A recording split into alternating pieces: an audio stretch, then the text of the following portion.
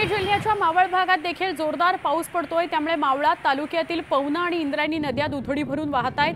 जगद्गुरू संत तुकोबांच्या देहूतील इंद्रायणी नदीच्या पाण्याने रौद्र रूप धारण केलेलं आहे। पाण्याची पातळी वाढल्यामुळे घाटावर असलेलं कुंडलिक मंदिर पाण्याखाली गेलंय, तर मुख्य मंदिराच्या पायऱ्यांवर पाणी आलंय। दरम्यान कुणीही इंद्रायणी नदीच्या पात्रात उतरू नका असं आवाहन देहूनगर पंचायत प्रशासनाकडून करण्यात आलेलं आहे।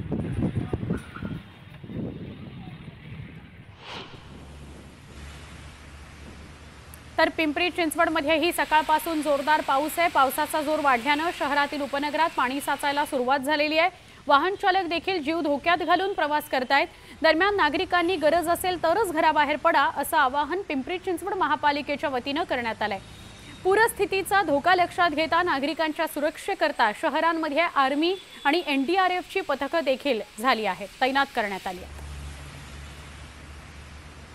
अतिवृष्टीच्या पार्श्वभूमीवर पिंपरी चिंचवड शहरात एनडीआरएफच्या 25 जवानांचं पथक दाखल झाले। ज्या भागात पुराच्या पाण्यात नागरिक अडकले असतील त्या ठिकाणी बचाव कार्य करण्याकरता एनडीआरएफच्या जवानांना पाठवलं जात आहे।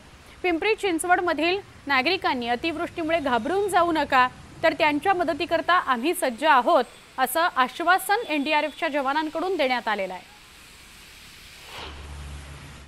एक बटालियन एनडीआरएफ की टीम से आए हैं और हमारी टीम में टोटल 25 जन का टीम है और हम लोग अभी स्टैंड बाय में यहाँ पर रुके हुए हैं। बारिश बहुत ज़्यादा है 2-3 दिन से, तो जैसे ही हम लोग को सिविल एडमिनिस्ट्रेटर की तरफ से बुलाया जाता है और जो भी लोकेशन दिया जाएगा उस लोकेशन पर हम लोग तुरंत पहुँचे। बचाव कार्य के लिए किस तरीके का आपने इंस्ट्रूमेंट लाया है, उसमें बोट वगैरह, रोप वगैरह, क्या क्या इंस्ट्रूमेंट का समावेश है?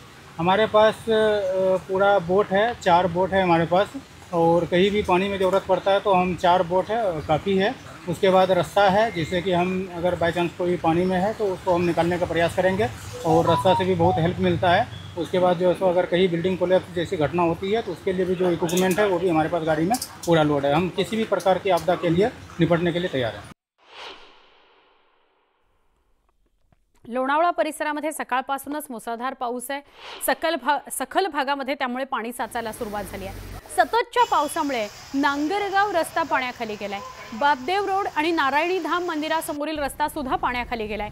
पावसामुळे वाकसई, कारला, मळवली, देवले या परिसरात पाण्याचा विळखा पडलेला आहे। रस्त्यावर पाणी साचल्याने वाहन चालकांना वाहन चालवताना कसरत करावी लागते आहे।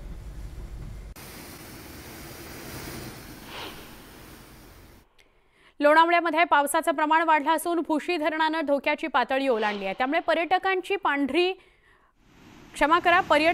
पंढरी समजला जाणाऱ्या भुशी धरणाच्या सांडव्यावरून पावसाचं पाणी वेगाने वाहत आहे। लोणावळा पोलिसांनी सुरक्षेकरता पर्यटकांना भुशी धरणावर जायला मज्जाव केलेला आहे।